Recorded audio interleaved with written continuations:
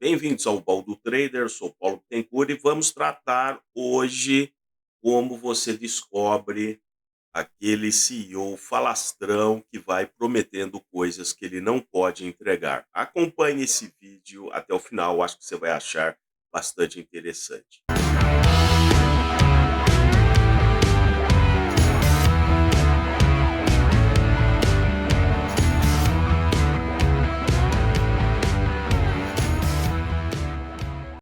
Como eu disse na abertura, vou tratar aqui de como você, através de uma entrevista, você vai percebendo aquele blá blá blation do CEO que promete coisas que ele não pode entregar. Antes de mais nada, já peço para você que está chegando aqui no Baú do Trader, coloque aqui, acione o sininho para receber os próximos vídeos, coloque o joinha, se inscreva no canal. O que eu vou usar aqui para o nosso vídeo é uma recente entrevista do CEO da Petrobras, onde ele trata aqui de alguns assuntos muito interessantes aqui numa entrevista recente aqui para o jornal Estado de São Paulo. Ah, a manchete de cara já me chamou a atenção, porque é uma das frases do CEO e virou a manchete, né, que o jornalista gosta de capturar, né, algumas frases assim, e ele fala: "Oi, isso aqui dá uma manchete", né. Então a frase é a seguinte: "Para quem produz como a Petrobras, fazer eólica no mar é brincar de Playmobil". Olha que interessante, repetindo aqui: fazer eólica no mar é brincar de Playmobil. Bom, de cara quando eu vi isso, eu que já estive embarcado em plataformas e tal, eu digo assim: "Pô, esse cara eu acho que ele nunca ficou um ciclo inteiro dentro de uma plataforma a 150 quilômetros da costa", né. E considerar que instalar motores eólicos, né, aerogeradores no mar é coisa de Playmobil, não estou dizendo que não é viável.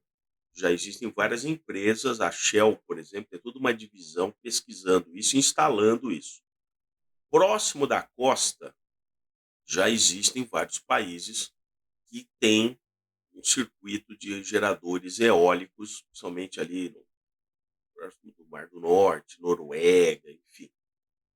Agora, você dizer que na costa brasileira, aonde você tem o parque de plataformas ou em outros locais, você vai instalar isso como se fosse Playmobil, é o tipo da frase, assim, de como resolver problemas complexos com soluções simples.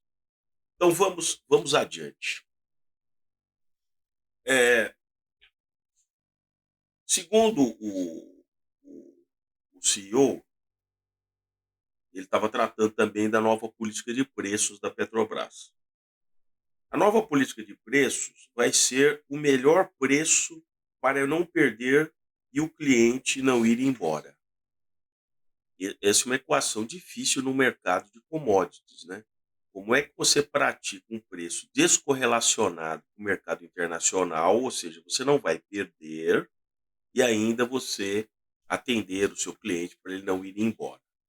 Quer dizer, para o cliente não ir embora, provavelmente você vai tentar praticar um preço baratinho e vai estar descorrelacionado com o preço internacional. Logo, você terá um prejuízo. Eles não estão ligando a mínima para você, investidor, que vai ter um prejuízo com as ações dessa empresa. Estão ligando a mínima. Eles simplesmente embarcaram. Isso aí é mais um braço de governo. Então, se ele tiver que subsidiar preços, eles vão fazer, em detrimento realmente se isso vai dar lucro ou não. Quando aparecer daqui um ano e meio, 2, um prejuízo gigantesco, eles dizem: "Não, é a contribuição social que a Petrobras está dando". Você pode apostar. Então isso já é pensado, né. Você não imagina que um cara desse, ele raciocina como um capitalista. Está ali para otimizar os recursos e tal, e dar o maior potencial de ganho para os acionistas. Ele pensa com uma cabeça socialista. Então, eh, o ganho de capital, não faz parte da coisa. Então, o grande erro é você achar e fazer um raciocínio como se você fosse: "Não, mas como que pode ele aceitar que de repente vai dar prejuízo?", né. Ao longo de toda a União Soviética, eles sabiam que tudo aquilo que eles estavam fazendo daria um gigantesco prejuízo. Eles nunca imaginaram que aquilo daria, por exemplo, um lucro, né, daria um PIB positivo. Mas o que interessava era a causa comunista. Essa que era a intenção, né. O erro do capitalista é achar que um socialista ele pode conciliar essas coisas, ele vai raciocinar da mesma maneira, né. Não vai, não vai, porque no fundo ele quer tomar o seu dinheiro, certo? É uma maneira fofa, não é mais pelas armas dos bolcheviques e tal, não, é uma maneira fofa de, por exemplo, gerar enormes prejuízos para aqueles que investem em empresas assim. Então, no fundo, ele está tomando o seu dinheiro de uma outra maneira. Vocês entendem como é que funciona a coisa? É uma coisa muito mais sutil, né? Então, olha só, o setor elétrico é mais fácil de trabalhar, frase do CEO. E arrisco dizer até que há uma certa ingenuidade do ponto de vista da preparação dos agentes econômicos. Será? Os agentes econômicos, eles não conseguem avaliar o setor elétrico e tem que vir alguém assim para dar uma lição que vocês são ingênuos? Pelo contrário, nós fazemos as contas o tempo todo. Não me venha dizer que quem investiu em todos esses parques eólicos fotovoltaicos pelo Brasil não foi o governo. Absolutamente. Não teve propina, não teve gente apadrinhado. E esses parques de geração eólica e fotovoltaica vieram de capital privado, de fundos de private equity. Então eu não preciso de alguém, de uma empresa com a dívida que tem, para vir dar lição para o setor elétrico. É um setor que está aprendendo a voar, voando tipo filhote de passarinho mesmo, sendo jogado fora do ninho. Eu adoro essas coisas. Vocês entendem que esses são sofismas que vão sendo criados? O cara não apresenta um número, ele não fala nenhuma taxa de retorno do que vai ser. E aí gosta de coisas lúdicas. O que, que tem a ver o ninho do passarinho, que não sei o quê, os setores, sabe? Então, é o tipo do embromation que vocês têm. Eu estou usando essa matéria, mas vocês têm que ficar esperto com outros CEOs, tá certo? Vocês lembram lá quando a chefa lá da Magalu dizia que o foco aqui nós temos um trainees, vamos fazer trainees só para, sabe, uma raça, não, porque é importante, não sei o que, não sei o que e tal. Então, pois assim, ficou perdendo tempo com uma coisa dessa, do ponto de vista, assim, o que isso ia levar realmente para vocês? Vocês deviam estar cuidando realmente dos números da empresa, para onde estava o varejo do Brasil. Mas não, era muito mais um marketing, usando o marketing, né, de uma coisa que quem poderia ser contra algo assim? Quem poderia ser contra, né? É igual a pautinha ESG, é muito bonitinha, fofa, não sei o quê, eu ainda vou fazer mais vídeos sobre isso. Agora dá resultado? Realmente, potencializa a empresa ou não? Ou não? Naquele momento, fez tudo aquele sistema de trainees, contratamos toda, deu algum resultado? Não é que as coisas estão correlacionadas. Não é porque houve esse tipo de programa que a empresa foi mal. Não é isso que eu estou dizendo.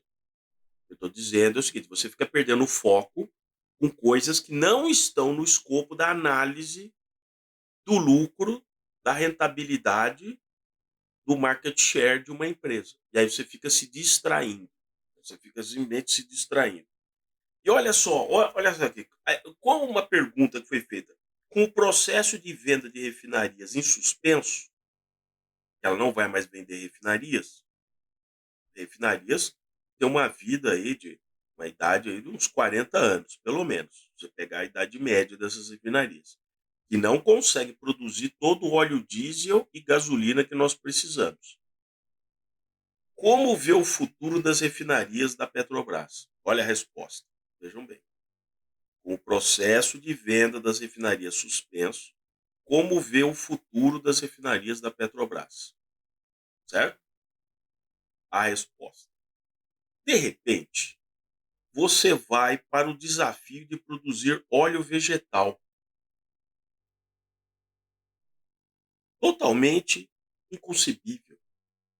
Biodiesel eu conheço, mas botar óleo vegetal e do outro lado ser diesel, especificado como diesel e sem ser perecível como é o diesel R, quem pensava nisso?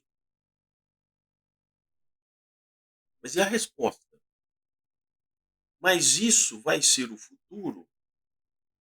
Vai, daqui a 30 anos, certamente todas as nossas estruturas de refino vão estar processando óleo vegetal em diesel não perecível. Mas vocês entendem que tipo de resposta dessa? A jornalista perguntou sobre uma questão agora, né? Como ver o futuro das refinarias. E aí a gente vai para um desvio de. Não, porque o óleo diesel, porque daqui a 30 anos. Não sei o quê. Cara, você não tem nem condição de processar combustível para gerar óleo diesel e gasolina que a gente precisa. E o cara está filosofando porque daqui a 30 anos as refinarias vão produzir óleo vegetal para virar diesel.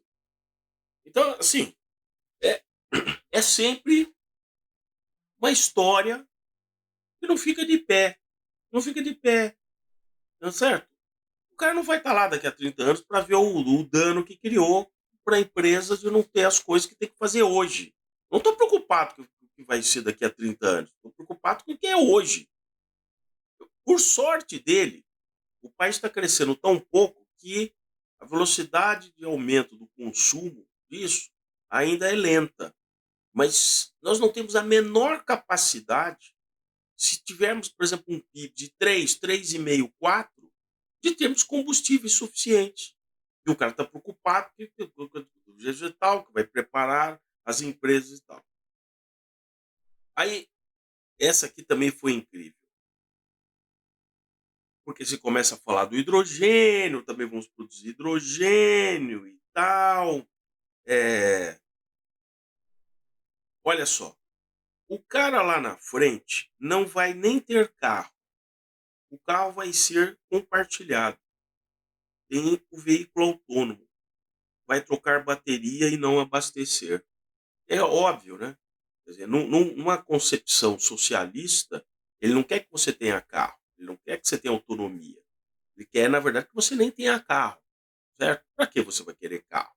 Você compartilha, você não sei o quê. Para quê? Para quê? Tá certo? Então a lógica é o seguinte: todo mundo pobre, o máximo que você vai conseguir é ir pagando por dia. Quando você precisa se deslocar, vem lá o carrinho de aplicativo, compartilhado e tal. Essa é a lógica desse pessoal. Então, fica aqui, fica aqui essa observação. Leiam realmente as entrevistas e tal dos CEOs das empresas que você pretende investir. Se você me pergunta se eu vou investir numa empresa com esse nível de CEO, com esse tipo de bablabation, não. Se eu vou investir em óleo e gás, eu já comentei, eu vou investir em Chevron, ExxonMobil, Shell, mas não em algo tão confuso e tão ideológico como esse CEO tenta passar aqui numa entrevista como essa. Não tem foco, não tem objetividade, não fala dos números da empresa, onde nós vamos chegar, como é que é a margem disso, eu vou mexer com a margem daquilo e tal. Quer dizer, é só um papo, é só um papo de bar. Então agradeço se você acompanha esse vídeo até esse momento. Mais uma vez peço, se inscreva aqui no canal, o Baú do